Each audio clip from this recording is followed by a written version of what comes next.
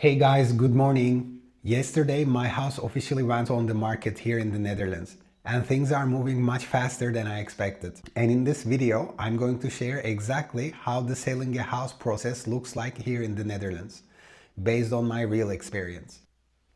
Selling a property might be different from what many people expect. From setting the asking price to how preparations are done, how viewings are organized to receiving offers. And since my house just went live, it's all happening in real time. I recently bought an apartment closer to Amsterdam, which means that my home here in North Brabant needs to be sold. Alright, so first of all, you're gonna need a real estate agent. When I bought my home back in 2020, I had a good connection with the seller's agent and we kept in touch. He also did the evaluation of my house a few years later. And when I finally decided to sell my house, I thought, who better than the agent who already sold this house once? He can help selling it for the second time. So I contacted him. It goes without saying, having good relationship really matters. I guess not in just the Netherlands, but everywhere in the world. But even if you didn't know anyone, I don't think the country is short of real estate agencies. I actually realized there are a lot of them. Every time a house is put on sold in my neighborhood, I notice that it's from a different agency. So there are plenty of them. Anyways, I felt lucky that I already had a connection and feel good about the real estate agent that I'm working with. By the way, one thing I'm definitely going to miss from here is to wake up with bird sounds and in the morning preparing my coffee and go into nature for a long walk. That's really priceless for me. So once I contacted the real estate agent, we had an initial meeting. In the meeting, he explained to me how the process would look like. We talked about the asking price. So he already told me what the asking price was for similar houses in the past year and what he suggested. And based on that, he also told me what the transaction price would be. It's of course a range and it depends on how well maintained your house is and which season you're gonna sell it. For example, my next door neighbors sold their home last year, and from the moment they put it on the market, it took just 2 weeks for them to sell the property. On the other hand, there was one other house and it took them 2 months to sell it. They still sold it for over the asking price, but it took them 2 months because they were going into winter months. So we agreed that we would put the house on sale in the second half of March going into April, so that will be the perfect time. And we walked around the house. He told me that the house is super well maintained, but he recommended me to get the front door painted. And in the next meeting, he would bring a stylist that works with him.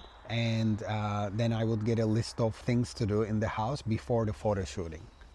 We also discussed the real estate's fee, which is around 1.5% of the sales price in the market. So in my case, it is 1.35%. And then we shook hands and yeah, basically that was it. We agreed on the timeline. And then a few months later, we met again. This was in February. And this time it was with the stylist who walked around the house, and within the same day she sent me a 3-page list for each floor of the things that I needed to do. After that meeting, I arranged a painter to get my front door painted.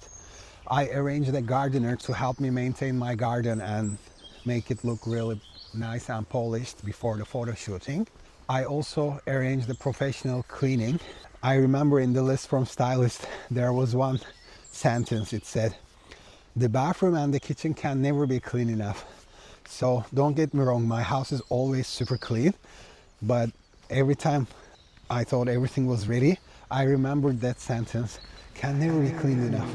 So needless to say, the house was in the end spotless, and I felt really good about it, but it was also really stressful because it was busy times at work and I was trying to get everything organized. Of course, I arranged everything and I was ready for the photo shooting. On the day of the photo shooting, first the stylist came, and within half to an hour, she helped to reorganize a few things. She also had a few, like a basket of items to place within the house, some pillows and some small towels in the bathroom and stuff like that. And there was also one person from this company to do the scanning of the house, really see like all the square meters and everything. And then the photographer arrived. Then the photo shooting basically took place. It's been pretty stressful prior to that, but once the photo shooting took place, I felt really pretty relieved. The stylist told me that, hey, you did a really good job, so everybody loved the way the house looked. And even the photographer was saying, oh my God, your house is like so clean and so neat. I said, yeah, but do you experience something different? And then she said, yeah, mostly like people have a lot of stuff. So anyway, I guess being a bit minimalist helps here as well.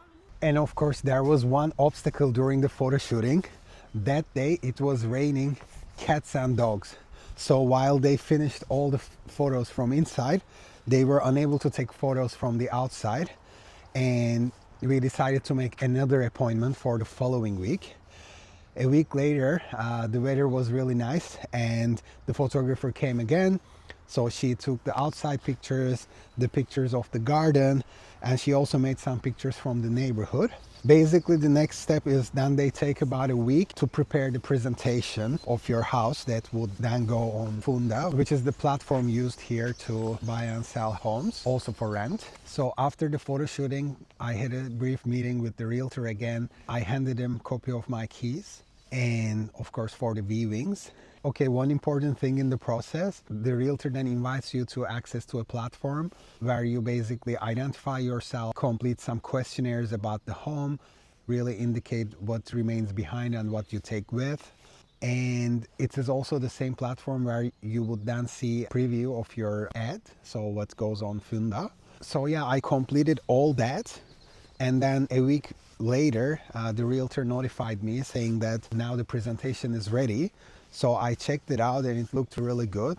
It is, again, as I said, a preview of what's gonna appear on Funda. Pictures looked great. They had a 360 view as well. And they had a really nice clip, so they made a video about the house and the neighborhood. I was really impressed with the presentation, which looked really nice. And I said, yeah, this is good. And at that point, there was another obstacle that popped up because my realtor said, oh no, your energy label is expired. So long story short, energy labels are valid for 10 years here. And my house was built in 2015, and that's when the energy label was issued. So it expired last year, which meant that I had to arrange an appointment to get the assessment done and get a new energy label. So that cost me 345 euros, and the appointment is actually next week. However, the realtor told me that was not a showstopper to publish the home on Funda. Okay, so with that, the house went on live on Funda yesterday, and the next steps will be the viewing and then receiving offers and yeah, finally closing the transaction and move out. Of course, I'm going to document those as well in the part 2 of this video. Just to recap, so you get a real estate agent, you agree on the terms, process, timelines, and then you prepare the house for the photo shooting. You complete the formalities on a platform where you will have access to, and then basically you start the viewings. So this is where I am currently in the process. So I also wanted to talk about why I'm selling my house in the first place, in case you're interested. There are a couple of reasons really. One, so this is a 3-story home and I live on my own. So I don't need this much of a space. So this is what I realized. And I do want to achieve financial independence in the next 10 years. So I thought by downsizing into an apartment, I can reduce the number of years that I will pay mortgage. And so this is really in line with my financial independence goals.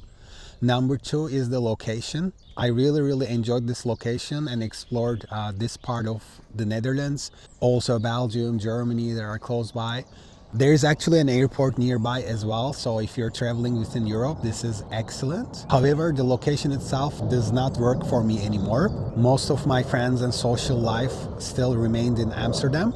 I also travel a lot, not just within Europe, but also to other continents. If you're following my channel, you know that I do spend time in Canada as well. So every time I fly back from Amsterdam to here, it feels like it's another journey in its own.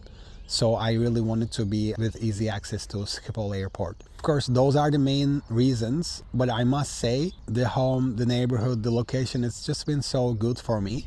I bought the place just before the pandemic. So during the lockdowns, it was really nice to be able to go and walk in nature and have more space. But now I realize I really don't need that much of a place, so I can live in a smaller condo type apartment, which really supports my lifestyle currently. This is also good from a social aspect actually, because there is a housing crisis in the country, and yeah, hopefully a nice family can own this house and they will be happy.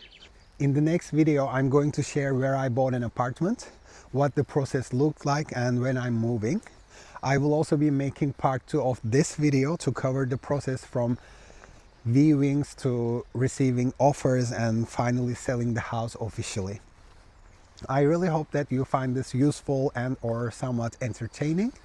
Of course, I'm also documenting it for myself, because 10 years from now I would like to look back and see what steps my younger self took to get me to my 50s. And so yeah, it's super exciting. With that, thank you so much for watching and have a great day. See you in the next one.